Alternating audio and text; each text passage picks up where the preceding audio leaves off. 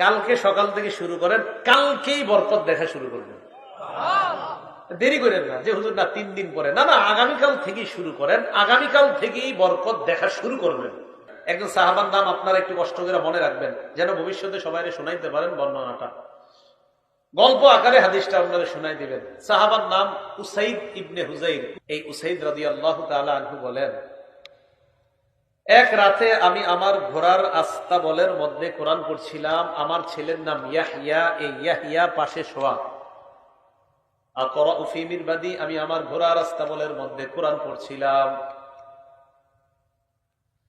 আমি যখন কোরআন পড়তে লাগলাম, জালাত ফারাসুহু, হঠাৎ কোরআন পড়ে ওনার ঘোড়াটা লাফায়, কোরআন পড়ে ওনার ঘোড়া লাফায়, কোরআন পড়ে না ঘোড়া লাফায় না।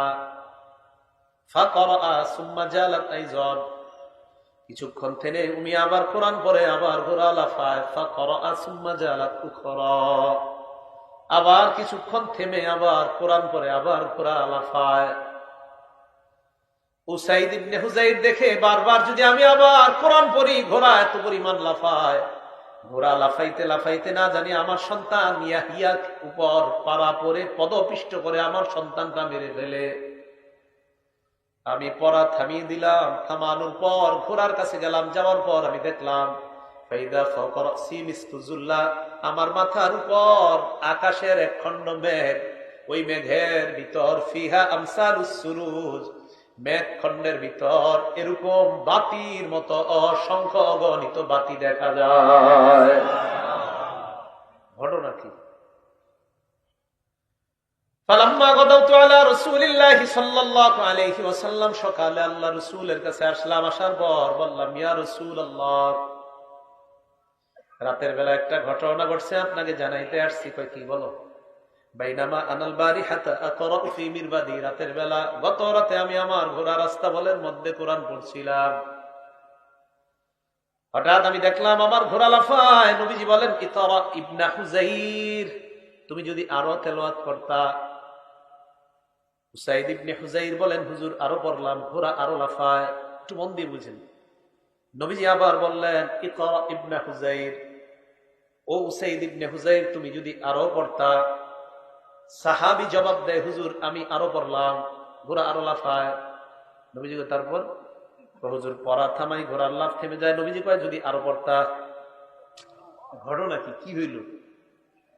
সাহাবী উসাইদ ইবনে হুজাইর বলে, ইয়া রাসূলুল্লাহ, আর পড়ি নাই। কেন? খাশিতু আন তাতা ইয়াহইয়া, আমি আশঙ্কা করলাম আর যদি কোরআন পড়ি, ঘোড়া লাফাইতে লাফাইতে আমার সন্তানের উপর পড়ে আমার সন্তানটা না জানি হত্যা করে ফেলে। তুমি যদি আরো পড়তা। সুবহানাল্লাহ। ঘটনা কি? আচ্ছা, উসাইদ ইবনে হুজাইরকে নবীজি ঠিক আছে, তারপর বলো। এরপর হুজুর আমি আমার ঘোড়ার কাছে গেলাম। যাওয়ার পর দেখলাম আমার মাথার উপর মেঘখণ্ড, এটার মধ্যে বাতি দেখা যায়। আরো যাচ্ছি যাবি, হঠাৎ দেখলাম এই মেঘখণ্ড বাতি সহ শূন্যের মধ্যে বিলীন হয়ে যায়। হাত্তা মা আরাহা, এক পর্যায়ে আর দেখতে পাই না। নবীজি বলেন, ইস, যদি আরো পড়তা। তিলকাল মালাইকাতু তাসতামিউ ইলাইকা, এগুলা বাতি না, আল্লাহর ফেরেশতা মনোযোগ সহকারে তোমার কোরআন তেলাওয়াত শুনতেছিল। ফেরেশতা। যেমন বললাম, একটু বইরেন তাহাজ্জুদের সময়, বাকি কারো ঘুম ডিস্টার্ব করা যাবে না। আশেপাশে মানুষের জন্য ঘুম ডিস্টার্ব না হয়, খেয়াল রাখতে হবে, সতর্কতা। একটু বইরেন যে আল্লাহ শুনে আর ফেরেশতারা শুনতেছে আপনার তেলাওয়াত। হাদিস শেষ হয় নাই। নবীজি সাল্লাল্লাহু আলাইহি সাল্লাম বলে, সাইয়্যিদ লাউ করাতা আসবাহ, তুমি যদি সকাল পর্যন্ত একটু পড়তা। ইয়ারাহান নাস মা তাস্তাতিরু ইলাইহিম, সকাল পর্যন্ত যদি কোরআন পড়তা, ফজরের আজান শোনার পর যে মুসল্লিরা তোমার বাড়ির সামনে দিয়ে মসজিদে আসতো, স্বচক্ষে আল্লাহর ফেরেশতাদেরকে দেখতে পাইতো। পড়বেননি? বলেন না, একটু পড়বেননি? বললেন তাহাজ্জুদের সময় মা বোনরা আপনারা কোরআন পড়েন, আল্লাহর সাথে সম্পর্ক কায়েম করেন, দেখবেন আল্লাহ তাআলা। আমি কিভাবে বলি জানেন? যে কালকে সকাল থেকে শুরু করেন, কালকেই বরকত দেখা শুরু করবেন।